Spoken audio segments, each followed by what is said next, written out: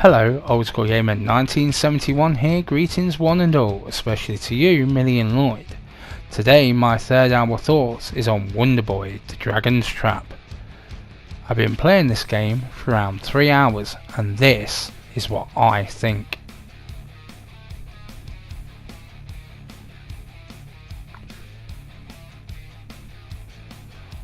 Wonderboy, the Dragon's Trap by Lizard Cube. It's an adventure game and came to the PlayStation 4 in 2017. What we have here is a remake of Wonderboy 3, The Dragon's Trap. I'm really glad about this, as I remember playing these games on my Master System and really enjoying them. Good platforming fun. It has been a good while since I played a Wonderboy game, and it's good to see that a company are bringing back old franchises, which segues me nicely onto this is Lizard Cube's first game, but the founder, Omar, had previously worked on Tearaway and Pixel Junk Shooter, with their next project being Streets of Rage 4.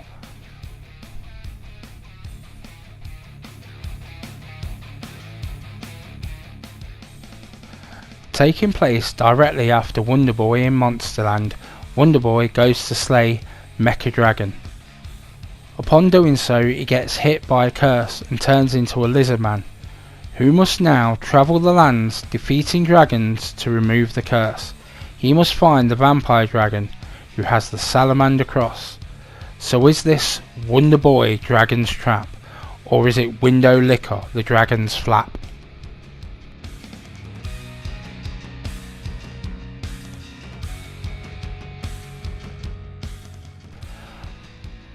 Right, intros were not really a big thing in the days of Master System.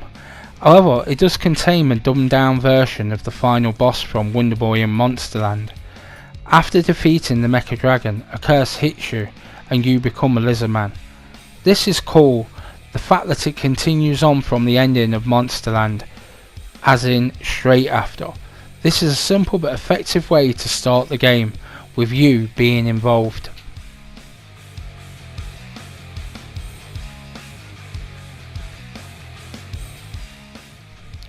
So how does it look graphically?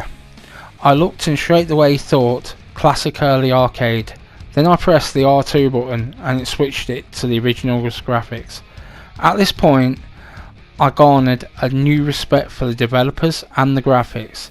There are a few nice touches. The animation, while simple, is most certainly effective. It has a real arcade look about it.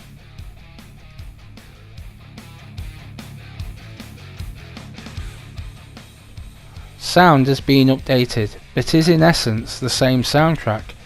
Again, it has an arcade flavour to it. As with any arcade game worth its salt, it has to be catchy, and this one most certainly is. Not as catchy as some, but it bounces along quite nicely. It's easy on the ears and fits the game really well, plus I like it.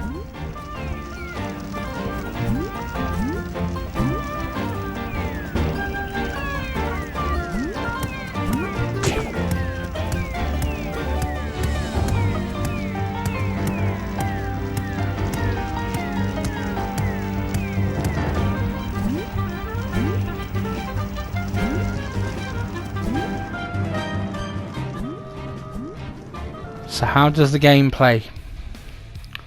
If you've ever played a side-scrolling platformer in your lifetime, I am sure you know how this game plays and how combat works. There is some tweaks however, but they're pretty much the same game. It's not exactly a bad thing. Wonderboy was always one of the better side-scrolling adventures. It's all about timing and collecting every single chest to buy upgrades for equipment. I know some of the upgrades have been changed up, but it's still in keeping with the original game.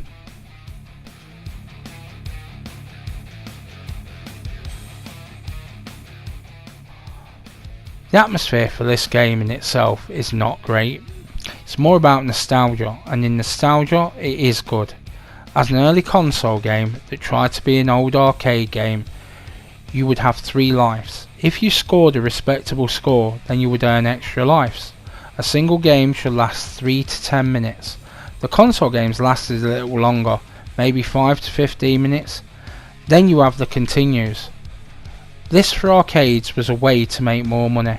Home consoles had them to give them more of an arcade feel in the home. This game made me think of the old console games. Whilst the original it was for the Master System. This feels the same, an old game. In short, it is a great little game. This feels the same as it did the first time round.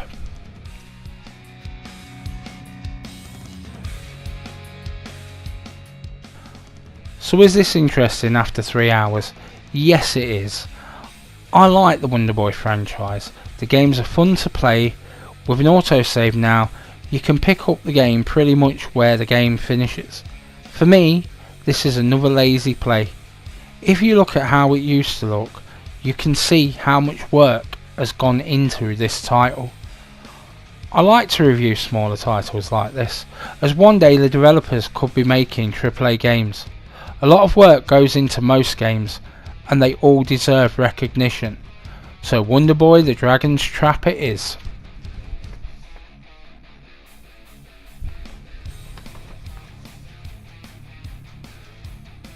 So that about wraps it up for me. I hope you all have a good day. If this has been helpful in any way, like, comment, share and subscribe, as it helps the channel grow and makes an old man happy. I post new videos every week.